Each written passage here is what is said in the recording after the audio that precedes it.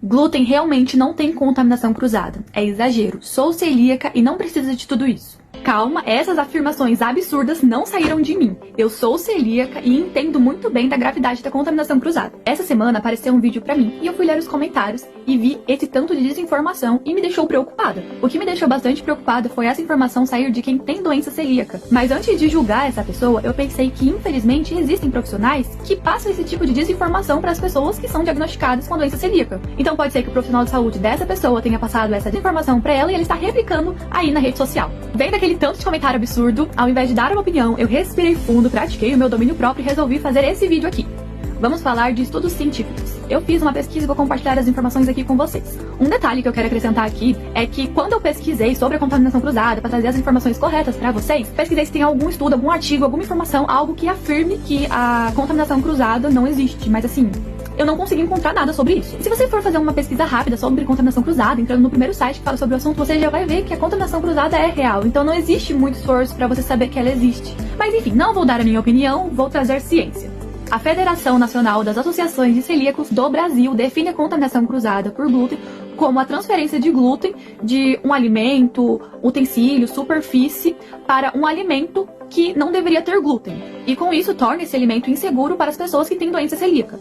Ou seja, não é sobre o alimento ter glúten na composição, mas é sobre ele receber o glúten na manipulação, na fabricação, no armazenamento, durante o preparo do alimento. A própria Biblioteca Virtual de Saúde do Ministério da Saúde explica o que é a contaminação cruzada. Estou lendo essa informação no site agora e aqui está falando que a contaminação pode acontecer nas diferentes etapas do processo de produção do alimento. Pré-preparo, tratamento, armazenamento, transporte, serviço, são fontes de contaminação esponjas, panos de prato, talheres, óleo para fritura, dentre outros.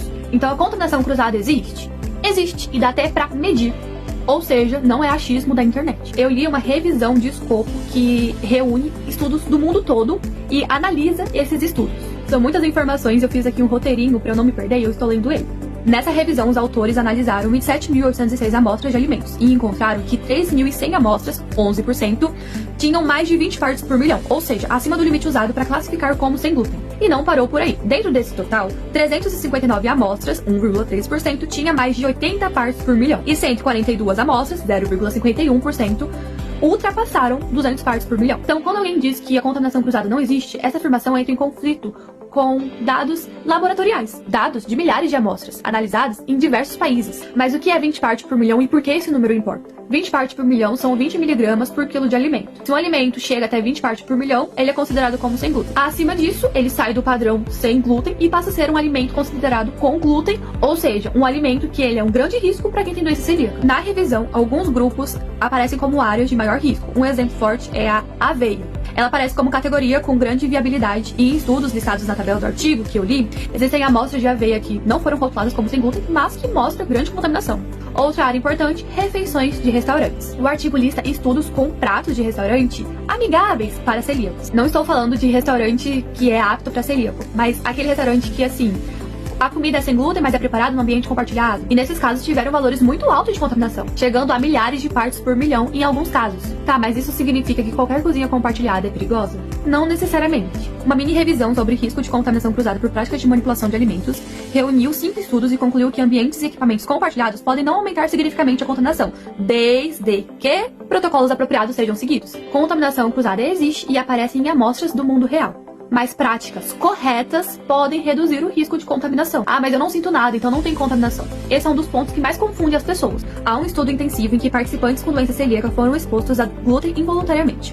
Mas poucos perceberam os sintomas ou reconheceram quando a exposição aconteceu. A mensagem principal é: a exposição pode ser intermitente e silenciosa.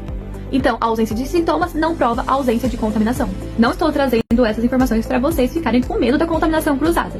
A própria revisão de escopo que eu trouxe para vocês faz um equilíbrio. Ela mostra que, embora a taxa de amostras acima de 20 partes por milhão pode ser significativa, uma parcela pequena de amostras está em nível muito alto. É como eu disse, temos que ter boas práticas para eliminar a contaminação no máximo. É como se fosse assim, não ignore, mas também não entre em pânico. Resumindo, contaminação cruzada existe sim e ela é reconhecida por vários estudos. Ao mesmo tempo, os estudos mostram que com protocolos e cuidados adequados é possível reduzir o risco de contaminação. E a falta de sintoma não é uma prova de que nada aconteceu. Então, quando uma pessoa com doença celíaca está tomando alguns cuidados para evitar a contaminação, isso não é exagero. E isso não deveria sair da boca de quem tem doença celíaca. Não é exagero tomar cuidado ao esquentar comida em um micro-ondas contaminado. Não é exagero trocar a esponja. Não é exagero usar forma diferente. É isso, o vídeo ficou um pouco longo porque eu precisei trazer aqui algumas informações extras. Mas espero que esse vídeo tenha te ajudado. E me segue para mais conteúdo sem glúten.